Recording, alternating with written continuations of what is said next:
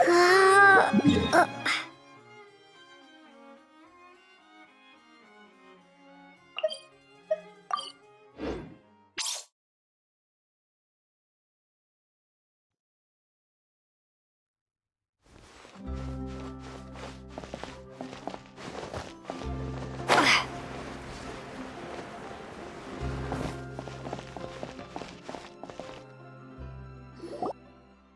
Wow!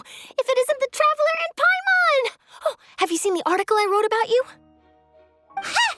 You've got some nerve! You just used us to make some quick mora!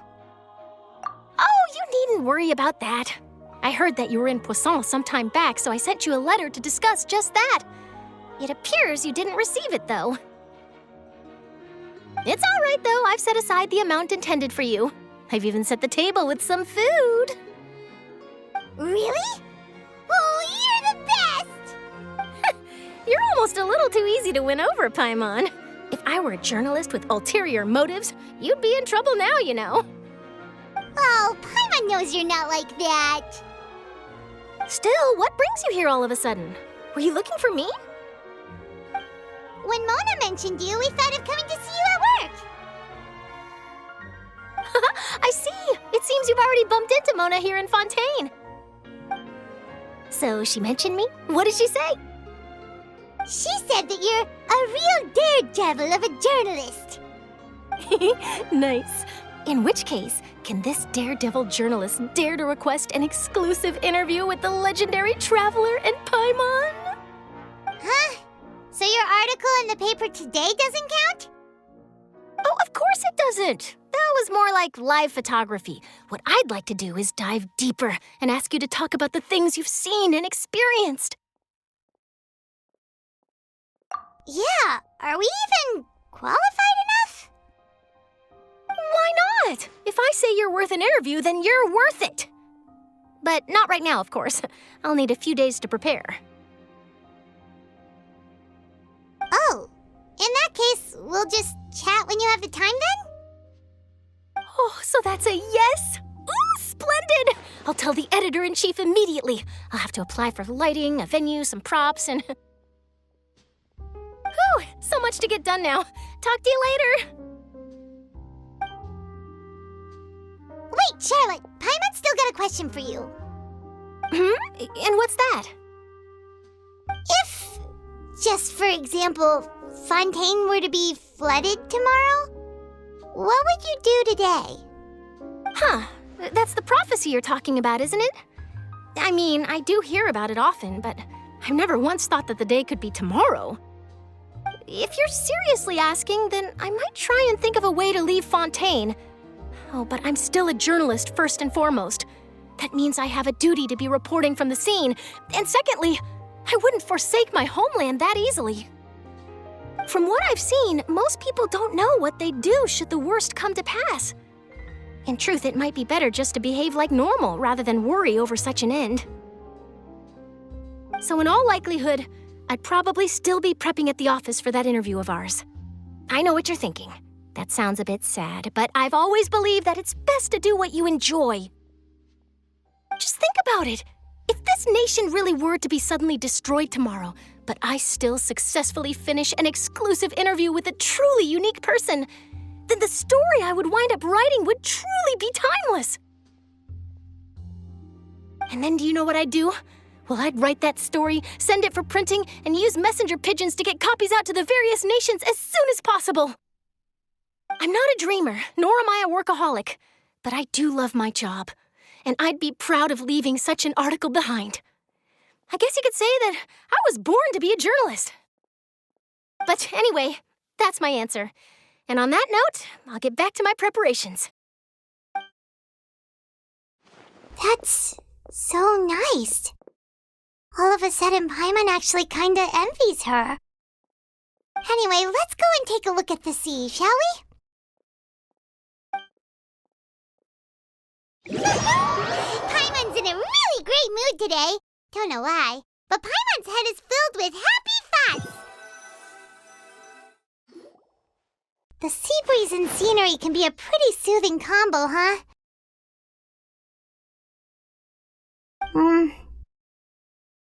Paimon's been thinking. If it wasn't Fontaine, but all of Tevat that would be destroyed tomorrow, where would we go and what would we do? No, Paimon should ask, if you could choose, what would you like to do?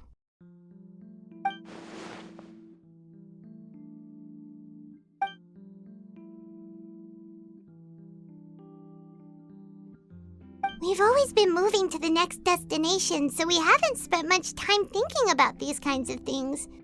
We didn't have to either, with us always being on the road and whatnot. You mean, still traveling?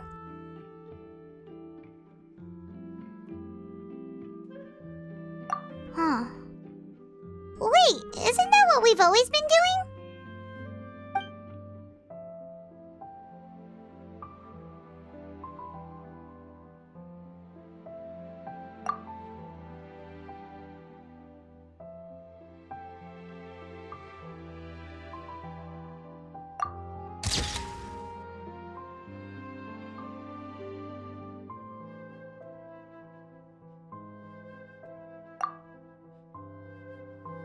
Why don't we make the most of it? Let's take a walk around Fontaine and maybe buy some souvenirs and grab a tasty snack.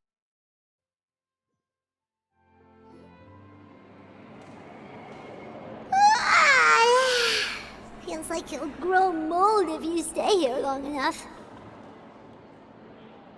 But it's still better than the Fortress of Meropide, that's for sure. It's not only damp there, but salty too. Ah, so the two of you are still here. Wonderful. Oh, you're from the Palais Mermonia, aren't you? Yes, I'm Isadora. Monsieur Nervillet sent me to look for you two before. I heard that afterward you went to the Fortress of Meropide. Not at all. I'm well aware that you're friends of his. Actually, I'm here to pass along a message from him. Yes, inside the Opera House. The Maréchaussée Phantom has declared the incident a small-scale riot.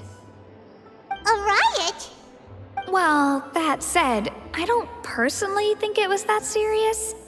Lady Farina was watching a performance at the Opera House, and while she was resting during an intermission, some other audience members suddenly started harassing her, loudly accusing her of doing nothing about the prophecy crisis. And before she could respond, others started to join in. The crowd continued to grow, and protests against the Hydro Archon started to break out. So people have started to put the blame on Farina. Guess they finally found an outlet for the pressure they've been under due to the prophecy. I agree. People will naturally rely on gods, as is customary. But the moment people feel threatened, gods are also the first to be blamed. So what happened after that? Is Farina okay? Seeing that the situation was spiraling out of control and that further argument was pointless, she claimed that she'd gotten tired of this and left in a hurry. The Maréchaussée Phantom had their hands full maintaining order and did not catch where Lady Farina had gone. Only when things had stabilized did we realize that she had gone missing. So, you mean she's still missing? That's right. The Maréchaussée has dispatched many people to search for her, but we don't have any leads yet. That said, I don't think there's much to worry about. She is a god after all. Even if she were to fall into the hands of rioters, what could ordinary people do to her? Good. Monsieur Nervillet sent me to tell you about the situation, but he didn't say anything else. Don't worry, this is more than enough to go on. Thanks for keeping us informed. Ah, is that so? Well, all right then. In that case, you two take care. I'll be heading back to the Palais now.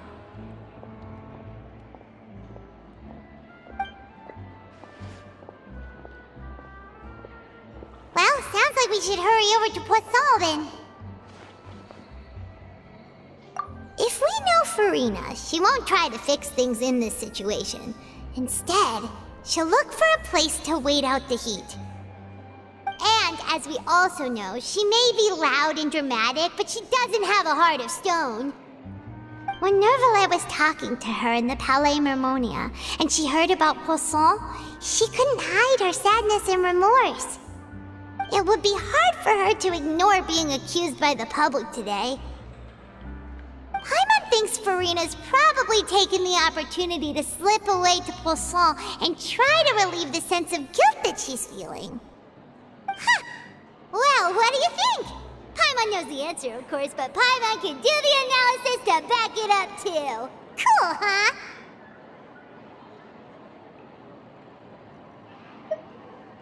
In that case, there's not a moment to lose! Poisson, here we come!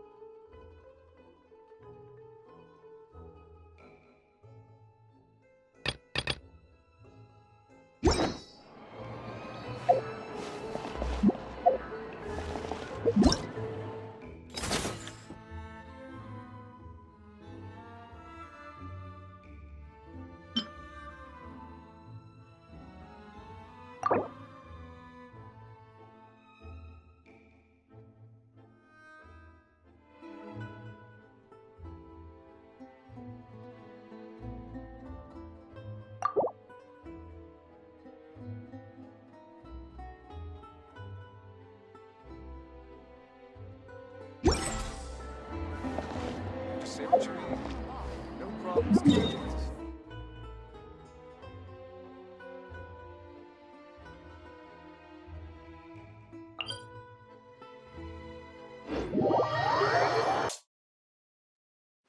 This place looks deserted. Guess all the survivors must have evacuated already. All that's left here are signs of death at station. Could Farina really be here? Let's try to find her as soon as possible.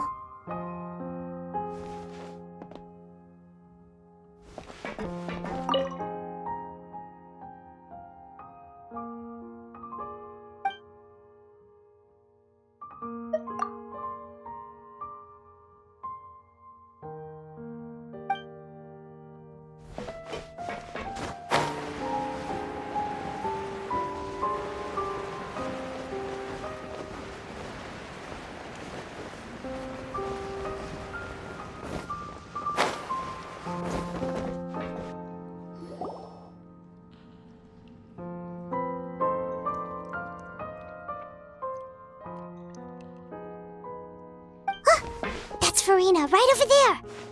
She really is here all on her own.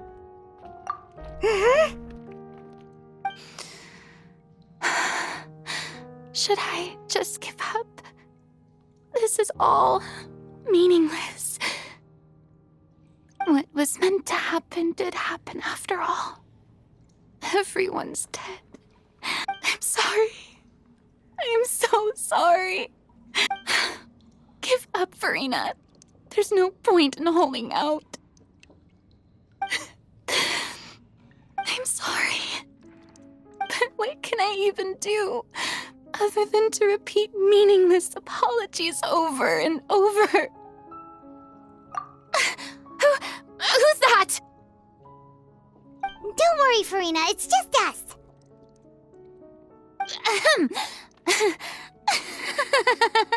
So it is you, blonde traveler from another land.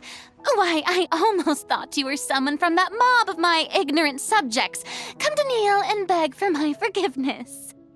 Farina, you were crying just now, weren't you? The tear stains on your face are obvious.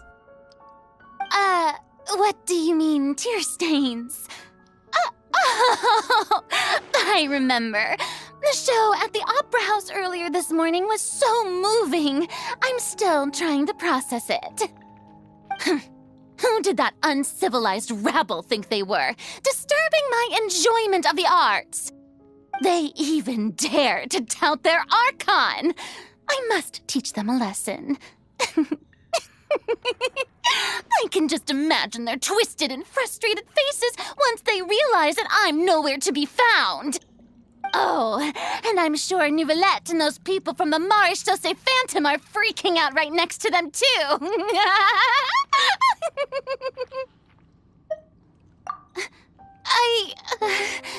Of course not. Hey, there she is! The Hydro Archon's over there! Quick, after her!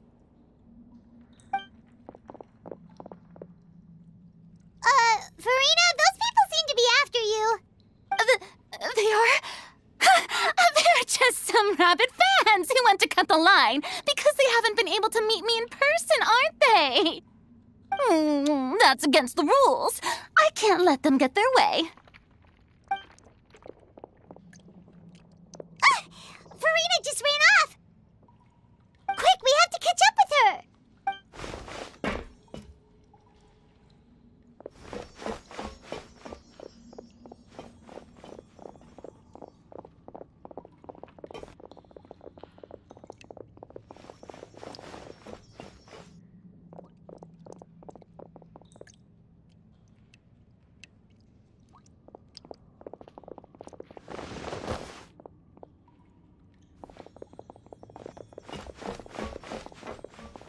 This should be the place, right? Hey, Farina! There's a good hiding spot over here. Quick, come to Paimon before the rest of them catch up to you. What is this place? Hurry, they're almost here. Fine. I suppose haste is warranted. Lead the way.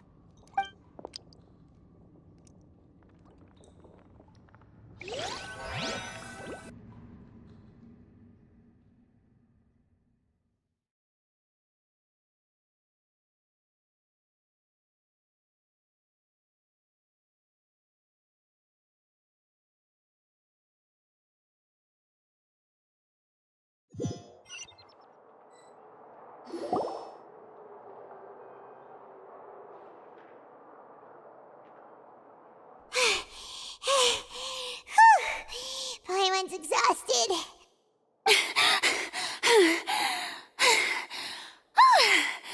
I'm so tired.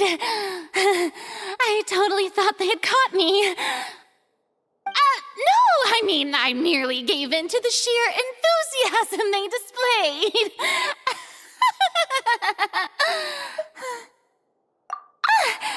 You're right. Yep, that's a good girl.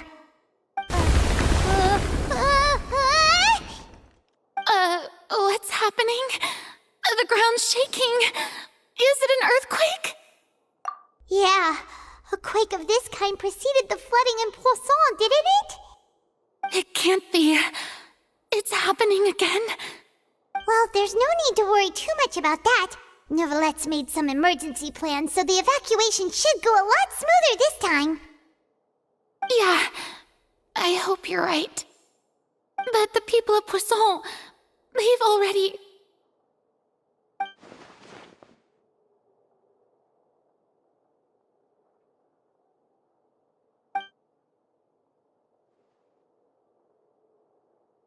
It's true. I've been investigating the prophecy for hundreds of years. I once had informants all over Teyvat, searching for clues and feeding information back to me. I've tried all kinds of ways, too, to hold back the sea. Anything to keep the coastline from advancing. But all my efforts proved to be futile in the end. Really, the truth has been clear to me for a very long time. We cannot make an enemy of the divine. No matter what we do, the will of the heavenly principles will have its way, and the prophecy shall be fulfilled. Give up. I do love the sound of that phrase. It would mean finally coming to terms with fate, but also for me to finally be free. Indeed, I've thought about giving up so many times, especially after we almost lost Poisson. Fate is really unreasonable, isn't it? It It has no heart and obeys no rules. The prophecy has only just started to come true, and so many people have already lost their lives. But just now, it all became clear to me. I still don't have the right to come to terms with fate on behalf of everyone else. As long as the final moment hasn't come, it's still not too late. Don't worry. I will keep hope alive for everyone until the very end. Well, that's enough for now. I got the impulse to play the stricken maiden, but honestly, considering my rank and station, that wasn't a good fit at all. Don't take any of what I just said seriously. How could I possibly let Fontaine fall to the whims of trivial prophecy? Come on! Paimon could have sworn you were actually being honest just now.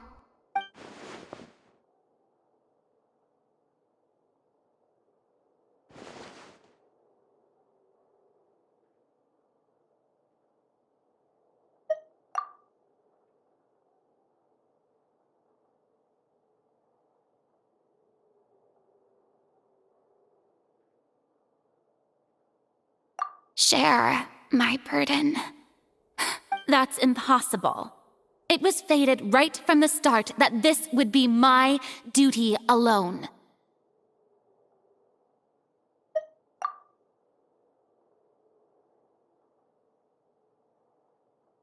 A witness. Yes, I've heard that you came to Tevat from beyond the stars, yes. In other words, you never belonged here. And if Tevat is, in its entirety, a show on a stage, then you're just a spectator, aren't you? If that's the case...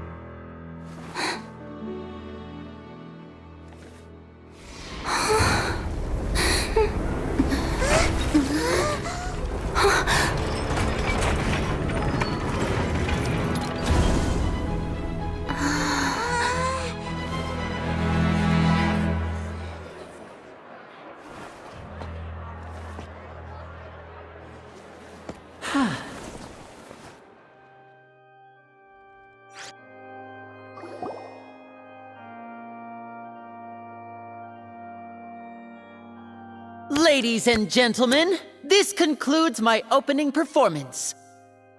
Now, without further ado, we may proceed to the trial of our god. So, this is what it is. Yes, you deserve praise for the effort you took to raise the dramatic stakes. Do not forget, however, that I am Focalor, the god of justice, the embodiment of justice itself. Does it not strike you as even the least bit absurd to bring the very concept of justice to trial? May I interpret these words as your refusal to stand trial? In that case, you will have the opportunity to defend your honor through a duel. You would draw your blade against a god?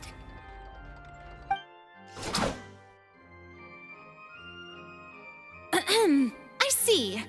It seems like you have made up your mind.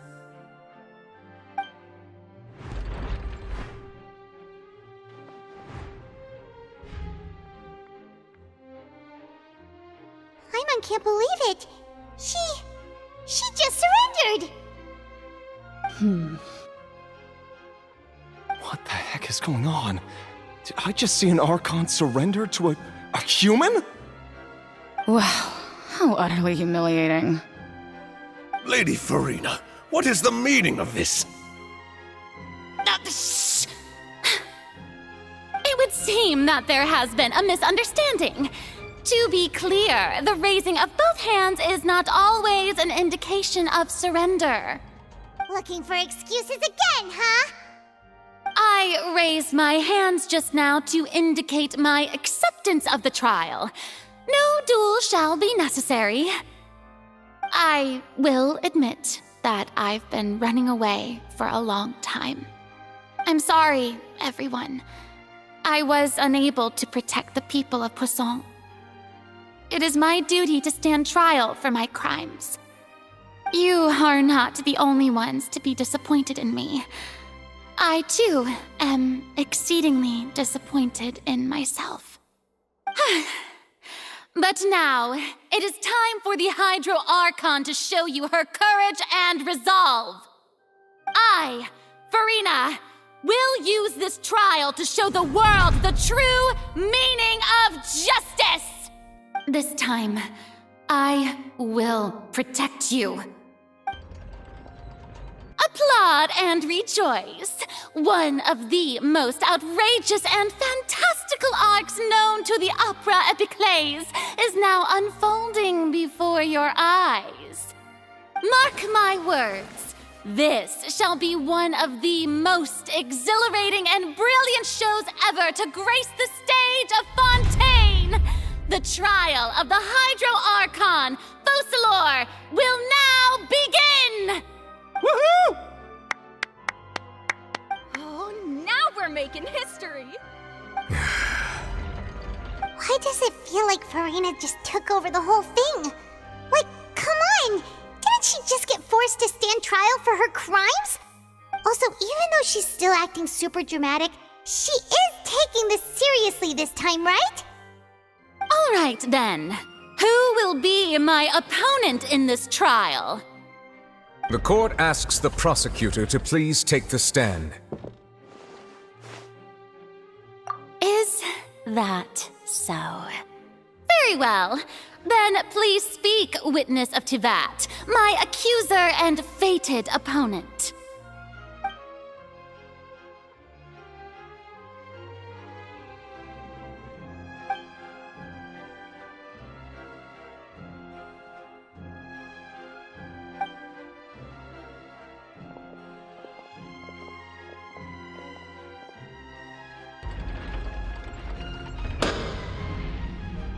Also, please allow me to ask, as a final question before the trial begins.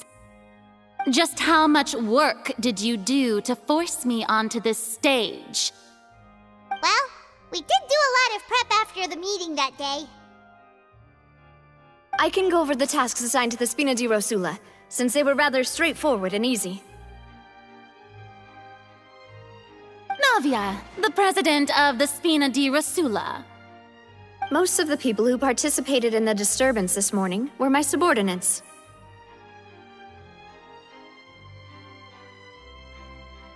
They changed into plain clothes and came to the Opera House as regular audience members, waiting for the perfect opportunity to incite insurrection against you. The people's resentment against their Archon has been building as more and more of the prophecy is fulfilled. A spark was all we needed to turn smoldering anger into a flame. Moreover, according to our understanding and analysis of you, when something like that occurred, you would likely flee the scene and head to Poisson by yourself. So, we arranged for a second group to lie in wait there. So, you mean, the ones who scoured the settlement for me were also from the Spina? And their goal was to force you to step into the giant magic box so you may personally participate in the greatest magic performance in all of Fontanian history. That's right. That house was a magic box, rather than someone's residence. As the super ultimate version of the setup that I used when I first performed at the Opera Epiclese, the volume of the box was increased by a whole order of magnitude, and the distance it traversed was the entire gap between Poisson and Araneas. Its cargo, of course, was an Archon instead of a human. My thanks, Farina. Without your help, we could never have pulled off such an extraordinary performance. You're welcome? Of course, this performance was only made possible with Father's support. The House of the Hearth spent a massive amount of labor in Mora to pull this off.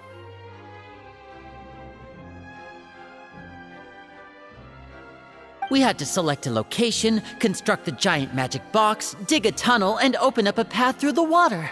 It was a lot of work for all of us. So, in other words, the earthquake that we felt within the giant magic box was just a normal tremor from the transportation of the whole house?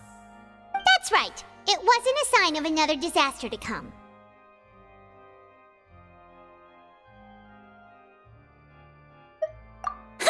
Then, I can guess Nervillette and Cloran's parts. You gathered a crowd, prepared a stage, and made sure that the champion duelist would be immediately ready for a fight. Also that as soon as I appeared on the stage, the trial may commence without a hitch. Am I right? Yes, that is correct. Well, Clorand, I must commend you for your courage. Only the most outstanding champion duelist in all of Fontaine would accept a duel with an Archon without flinching. Thank you. As for you, Traveler, I suppose your role was to keep me distracted with conversation once you found me in Poisson. You'd make sure that I didn't notice anything amiss before revealing yourself as my prosecutor once we'd arrived onto the stage. Oh?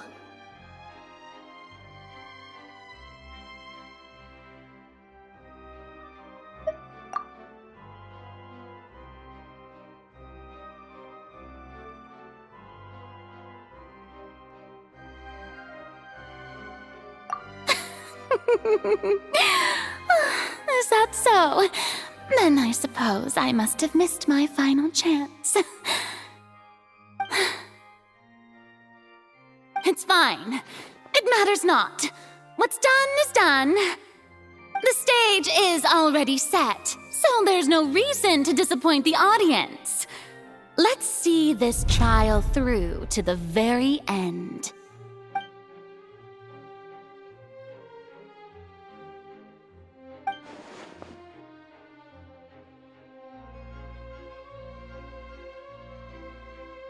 Madam Prosecutor, please allow me to pass this along.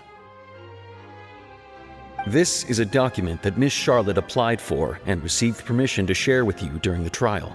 According to her, it should speed up the proceedings. Huh? Charlotte wanted to give us something? Oh, so she's here too! Hey, Charlotte! Oh, let Paimon see. Isn't this the exclusive interview that she did with us before? So she's already finished it, huh? Wait, then that means this document is a perfect timeline of everything that's happened ever since we stepped foot in Fontaine! So in other words, we can refer to this anthology of evidence every time we want to use something from our journey as evidence for an argument! Let's quickly confirm the information in it. Just think of it as a refresher, alright? You defeated the Hydro Archon in the very first duels you took part in at the Opera House. That's one for the history books, all right. I didn't think that you'd wind up getting to the bottom of the case I'd been following all this time. I guess you could also see this as a happy coincidence. This is the first time Monsieur Nervillette had a difference of opinion with the Oratrice. Even the Hydro Archon can't figure it out. A Fatui Harbinger. She's an extraordinary person. Her instinct must mean something. The fortress of Meripede was almost destroyed in a single day. That I didn't witness that scene personally will always be a source of professional regret, I think. According to Monsieur Nervillette, both Child and that whale should have been in the primordial sea at that time. I nearly lost my awesome friend Navia.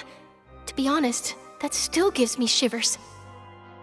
The words of someone as extraordinary as a witch can probably only be truly understood when something surreal happens to you.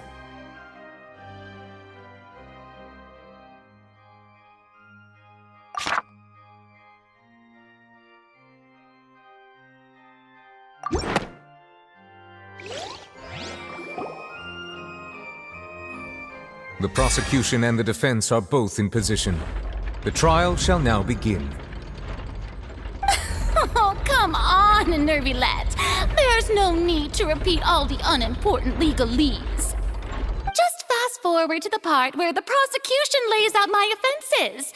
As the defendant and the lead actress of this performance, I still haven't even been informed of my supposed guilt in all of this. Of course, it is only natural for humans to struggle to understand the actions of a god. However, you will need more than that to convict me of a crime. That's true, but my charge here is unrelated to your conduct as an Archon. Instead, I would like to charge you as a fraud who's never been the Archon in the first place. Wait, what was that? Lady Farina's a fraud? Hey, I came here thinking that we were going to try the Hydro Archon for forsaking her duty, but did I hear that right? She's not our Archon at all? Charge accepted.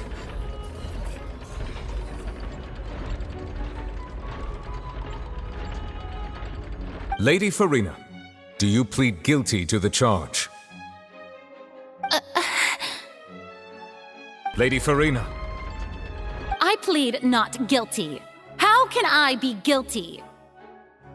There is no way that I, Focalor, otherwise known as Farina de Fontaine, a member of the Seven and the Regina of all waters, kindreds, peoples, and laws of Fontaine, could be anything other than your true Archon. Yeah, even though Lady Farina can be rather eccentric, isn't it going too far to doubt her very identity? Yeah, I've never questioned her identity either. Sure, Lady Farina can be super irresponsible, but what grounds does that prosecutor have to make such a huge claim? I have cause to believe that common sense will prevail in this case. Many of the members of the audience have known me as the Hydro Archon ever since they were born. There would be no fooling their memory. See? Even the Oratrice has decided to show me its favor. Are you sure you want to commit to a charge that will never be upheld? If you wish to drop the case, I can promise you as the God of Justice that you will not have to face trial for making a false accusation. We will treat everything that's happened as a dramatic spectacle and move on with our lives. What do you say to that? Huh. An argument with near impossible odds, huh? We have to not only refute Farina's claims, but also overturn the long-held beliefs of the people.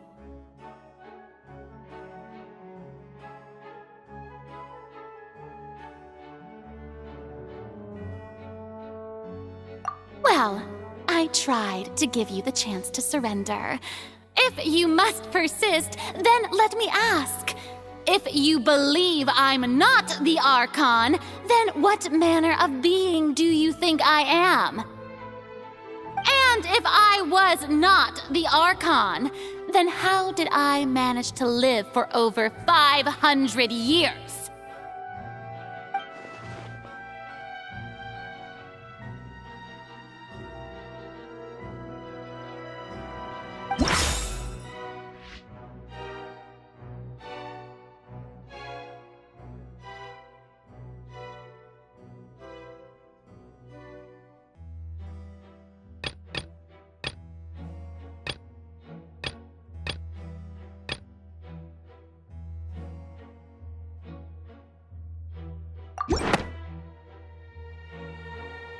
First of all, you may be a member of another long-lived race, which would allow you to naturally possess an extended lifespan. And second of all, even if that wasn't the case, there could be other ways to extend your life. Who gave you that idea? Was it the knave? You'd sink so low as to use a harbinger's words against me. A curse? I once thought it possible that the aura of an Archon might naturally resemble a type of curse. But in light of this claim, perhaps what I sensed was not your divinity, but a curse after all. You sensed it too, huh, Neverlet?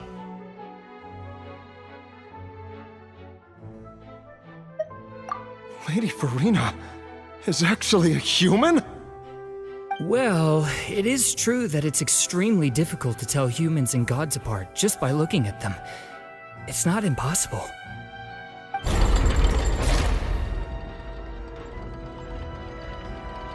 Well, don't start celebrating too early now. Even if I have been carrying a curse like you said, how does that prove that I am merely a human being?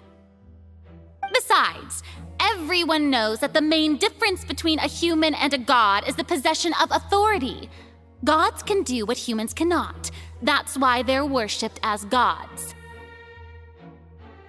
For centuries, manifestations of my authority have served the nation of Fontaine.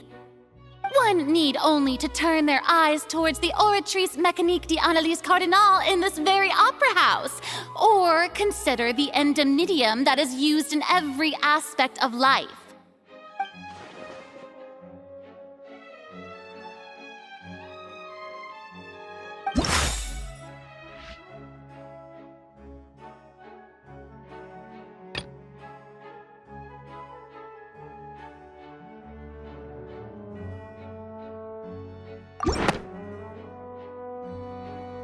You tried to reference the Oratrice.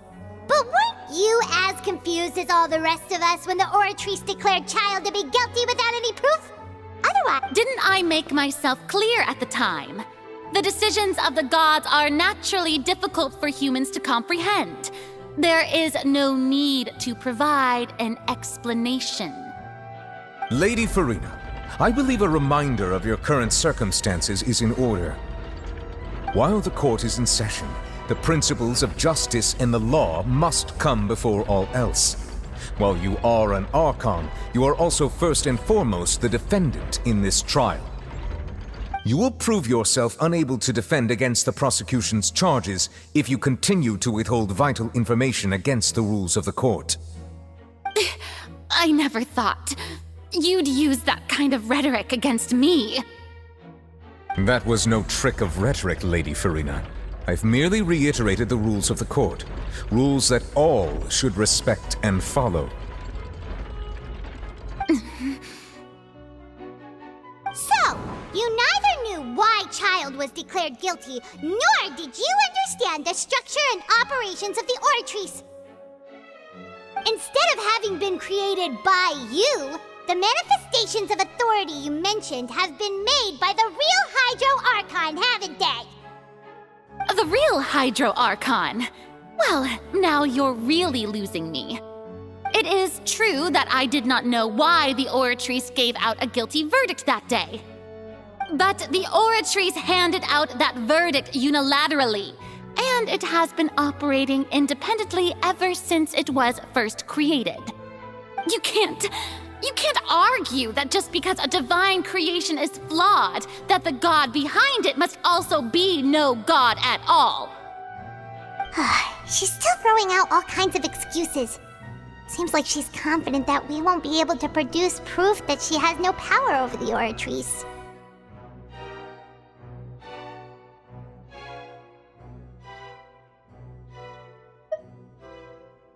My power as an Archon. There are many ordinary citizens in the audience. How can I just carelessly demonstrate the formidable power of an Archon? If that poses a concern, I'm prepared to extend my protection to the audience. You don't need to go that far.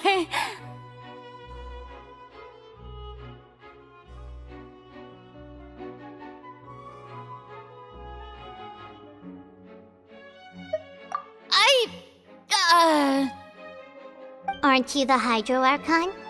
Or is it that you can't even wield the power of Hydro, much less the authority of a god?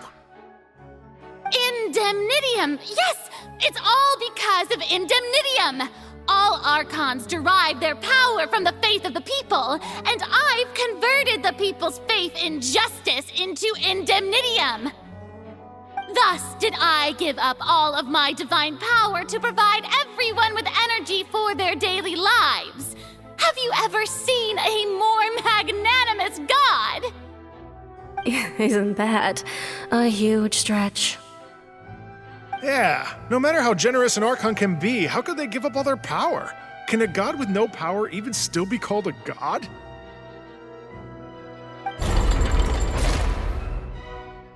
It seems like nobody's buying Farina's excuse. Hey, come now, everyone. Please don't stare at me as if I was a liar. I'm still the same Farina you knew, right? The one that you loved. Shouldn't you want to believe in me? Please? You've got to believe me. If what the prosecutor said is true, she really has committed a grave offense. Did she deceive all of us? And all of our parents and grandparents too? And all of our ancestors? Ever since they were born? Enough! That's enough. Tell me then, if I'm not the real Hydro Archon, then who is? If you have no evidence of another Hydro Archon's existence, nor can you find anyone who can back up their claim to be such, then what grounds have you to say that I'm not actually the real deal?